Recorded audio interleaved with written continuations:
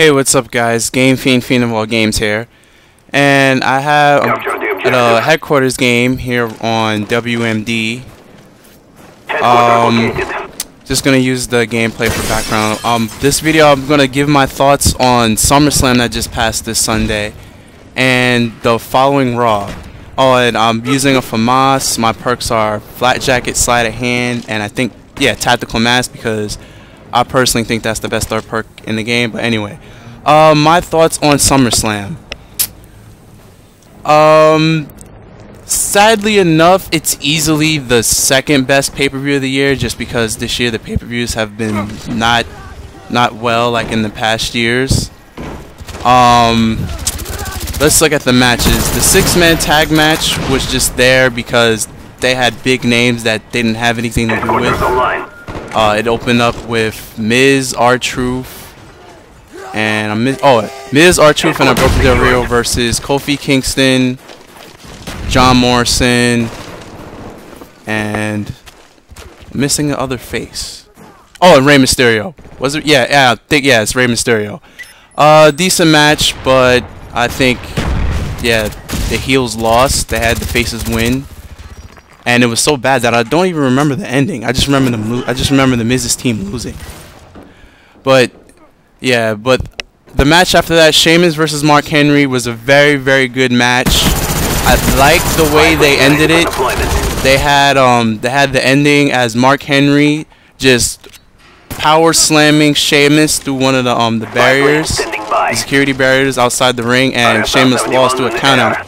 I think that was the perfect way to end that match, because it shows that Sheamus had heart trying to get back in the ring before the 10 count, but Mark Henry didn't pin him or make him submit.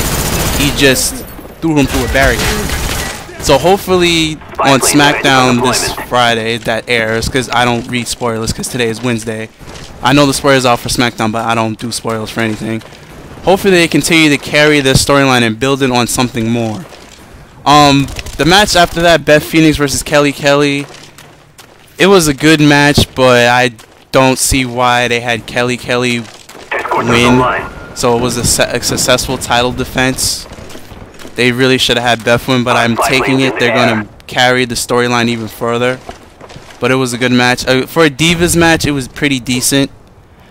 Daniel Bryan versus Wade Barrett was actually, in my opinion, was the second best match on the card, in my opinion. And they had Wade Barrett winning clean, which is big. I am in big favor of heels winning matches clean. That's why Alberto Del Rio is high on my heel list of all time, because majority of his match wins are clean, and he's a heel that uses a submission outside of Jack Swagger. That was a very, very good match. Randy Orton versus Christian. Is it sad to say that the best part, in my opinion, of the match was the beginning? How Edge told him the truth about heel whining and complaining about wanting title shot after title shot. Then he gets his rematch. Then he wins his second title and a disqualification. The match was just, out of all the Randy Orton and Christian matches, this one was by far the least. Like, I really didn't like it. I mean, the ending basically killed Christian because it was RKO off the steel steps. But as match-wise, I didn't like it, and they gave Randy Orton another title reign, which he didn't need. I'm interested to see what they're going to do, because they're kind of playing hot potato with the World Heavyweight title, because there's basically on SmackDown nobody to give it to. Hopefully they'll push Mark Henry towards it, since he had a big win over Sheamus, but who knows. And then the last match on the card was Cena versus CM Punk. And I'm starting to like these matches between Cena and Punk, because they're not typical John Cena matches. There's actually struggle between both CM Punk and John Cena. It's not one dominating the other for the whole 15-10 minutes of the match, and then Cena turns into Super Cena and wins the last 3 minutes. Even though the way it ended was kind of controversial, Triple H didn't see Cena's arm and foot on. Arm was under the bottom rope, foot was on top of the bottom rope. So But you know, it's just the plot, and then Kevin Nash comes out and jackknifes CM Punk. Haven't seen that. Haven't seen him do that move in like 5 years. That was pretty entertaining. And then Alberto Del Rio runs down and cashes in his Money in the Bank. So we had the title switch. Well, we crowned the undisputed title champion, which is CM Punk, and then Alberto Del Rio cashes in his Money in the Bank, and now he's the new WWE champion. On Raw the following night was kind of in my opinion.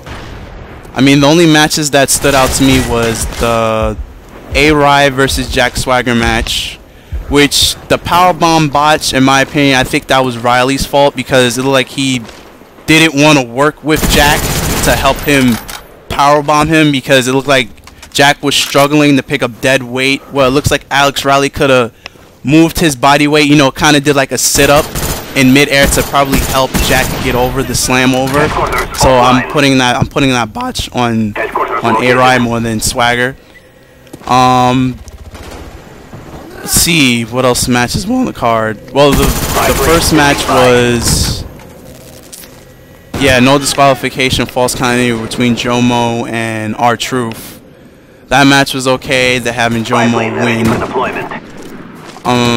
Let's see. Rey Mysterio versus Alberto Del Rio, which was the main event. It was good, and I'm kind of okay with the ending. Having Alberto Del Rio win, and then having Angry Cena come out. I'm a big fan of Angry Cena. Actually, I'm kind of a fan of Angry Cena's character now. Kind of a big fan of Cena's character now, because he's not all about putting happy faces and being happy all the time. It seems like his last promos have just been about him and him getting the title back fair and square, where there's zero controversy. And I'm a fan. It seems like he's actually being himself, and I'm a fan of that. Promos that happened before it, the back and forth between CM Punk and Kevin Nash was good. The Triple H promo at the beginning was kind of stale, just him saying I'm sorry and him having zero involvement. Basically, this all probably is just going to lead up to the championship scramble match at Night of Champions, which always happens. I see them throwing in CM Punk's Cena, Alberto Del Rio, because he's the champion, obviously. Probably Rey Mysterio, somehow Kevin Nash, and just for the hell of it, throw in John Morrison, because, in my opinion, it seems that he's been in the most main event title matches without ever actually winning the title in the past 5 years. But I'm interested to see what they're going to do on the Smackdown side. As I say once again, I don't read the Smackdown spoilers, even though they did come out yesterday. Oh yeah, and the Divas, was it the Divas tag match? Yeah, the Divas tag match was kind of, yeah, I don't know what they're doing with this division. They make the two dominant divas that can actually wrestle, they make them heel. But they're doing stuff with them, but then in a way they're not doing stuff with them. They could do a lot more with them as them being the dominant divas in the whole WWE, and they could actually wrestle. They could do a lot more. But hopefully WWE knows what they're doing, because they're #1 for a reason in ratings, wrestling wise. So hopefully they know what they're doing. I have faith in them. Hopefully Beth will be champion again.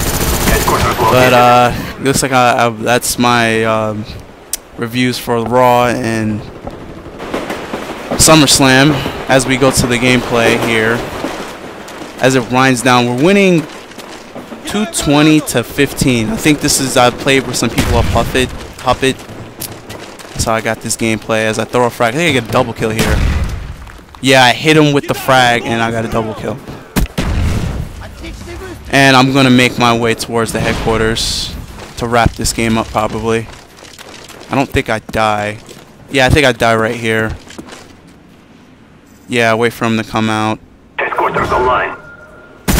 Yeah, and I die. I get shot from behind. And I fast forward it. But yeah, hopefully looking in the right directions. TNA, I don't know if you guys want to give my TNA reviews, because TNA has one small problem and it can easily be solved. They have fresh, young, original talent that they've gotten from ROH and under Dependence. The problem that TNA has is that they don't use them.